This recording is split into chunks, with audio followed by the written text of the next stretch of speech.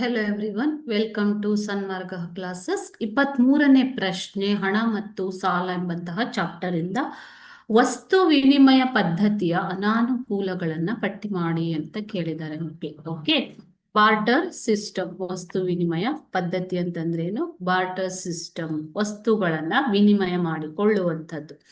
So ವಸ್ತು ವಿನಿಮಯ ಪದ್ಧತಿಯ ಅನಾನುಕೂಲಗಳು ಏನು ಅಂತಂದ್ರೆ, ಇವಾಗ ಒಂದು ವಸ್ತುವಿಗೆ ಇನ್ನೊಂದು ವಸ್ತುವನ್ನ ವಿನಿಮಯ ಮಾಡಿಕೊಳ್ಳೋದೇ ವಸ್ತು ವಿನಿಮಯ ಪದ್ಧತಿ. ಹಣದ ಪುರಾತನ ಕಾಲದಲ್ಲಿ ಹಣದ ಚಲಾವಣೆ ಇಲ್ಲದಿದ್ದಂತಹ ಕಾಲದಲ್ಲಿ ಅಥವಾ ಹಣದ ಆವಿಷ್ಕಾರವಾಗದೇ ಇದ್ದಂತಹ ಕಾಲದಲ್ಲಿ ವಸ್ತು ವಿನಿಮಯ ಪದ್ಧತಿ ಜಾರಿಯಲ್ಲಿತ್ತು ಮಕ್ಕಳೇ. ಓಕೆನಾ?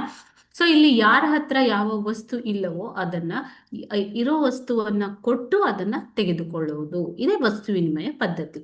ಈ ಪದ್ಧತಿಯ ಅನಾನುಕೂಲಗಳು ಏನು ಅಂತಂದ್ರೆ, ಇದು ಅತ್ಯಂತ ಕ್ಲಿಷ್ಟಕರವಾದಂತಹ ಒಂದು ವ್ಯಾಪಾರಿ ಪದ್ಧತಿಯಾಗಿತ್ತು. ಇಲ್ಲಿ ಪರಸ್ಪರ ಬಯಕೆಗಳ ಹೊಂದಾಣಿಕೆ ಆಗುವಂಥದ್ದೇ ಒಂದು ಏನು ಮಹತ್ವವಾದ ಸಮಸ್ಯೆ. ಓಕೆನಾ? ಇವಾಗ ಒಬ್ಬ ವ್ಯಕ್ತಿ ಹಸುವನ್ನು ಹೊಂದಿದ್ದು ಕುರಿಯನ್ನ ಬಯಸಿದರೆ ಆ ಕುರಿಯನ್ನ ಇರುವಂತಹ ವ್ಯಕ್ತಿಯನ್ನು ಹುಡುಕಿಕೊಂಡು ಹೋಗ್ಬೇಕು ಅಲ್ವಾ? ಸೊ ಪರಸ್ಪರ ಬಯಕೆಗಳು ಹೊಂದಾಣಿಕೆ ಆಗ್ಬೇಕು, ಕೊಡುವವನ ಬಯಕೆ ಮತ್ತು ಪಡೆದುಕೊಳ್ಳುವವನ ಬಯಕೆ. ಓಕೆ,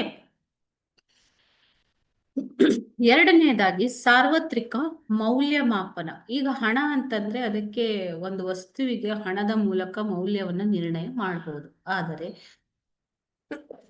ಎರಡು ಬೇರೆ ಬೇರೆ ತರದ ವಸ್ತುಗಳಿದ್ದಾಗ ಅದಕ್ಕೆ ಮೌಲ್ಯವನ್ನ ನಿರ್ಣಯ ಮಾಡುವಂಥದ್ದು ಒಂದು ಮುಖ್ಯವಾದ ಸಮಸ್ಯೆ. ಓಕೆ, ಈಗ ಫಾರ್ ಎಕ್ಸಾಂಪಲ್ ನಾನು ಹಸು ಮತ್ತು ಕುರಿಯ ಉದಾಹರಣೆಯನ್ನ ಕೊಟ್ಟೆ ಅಲ್ವಾ? ಒಂದು ಹಸುವಿಗೆ ಎಷ್ಟು ಕುರಿಯನ್ನ ವಿನಿಮಯ ಮಾಡಿಕೊಳ್ಳುವುದು, ಇದು ಒಂದು ಸಮಸ್ಯೆಯಾಗಿ ಪರಿಣಮಿಸ್ತಾ ಇತ್ತು. ಸರಕುಗಳ ಅವಿಭಾಜ್ಯತೆಯ ಸಮಸ್ಯೆ ಒಂದು. ಓಕೆನಾ? ಸರಕುಗಳ ಅವಿಭಾಜ್ಯತೆಯ ಸಮಸ್ಯೆ. ಅದೇ ರೀತಿ ಸಂಪತ್ತಿನ ಸಂಗ್ರಹದ ಸಮಸ್ಯೆ ಅಂತಹ ಹಲವಾರು ಸಮಸ್ಯೆಗಳು ಈ ಒಂದು ವಸ್ತು ವಿನಿಮಯ ಪದ್ಧತಿಯಲ್ಲಿ ಇತ್ತು. Okay, thank you.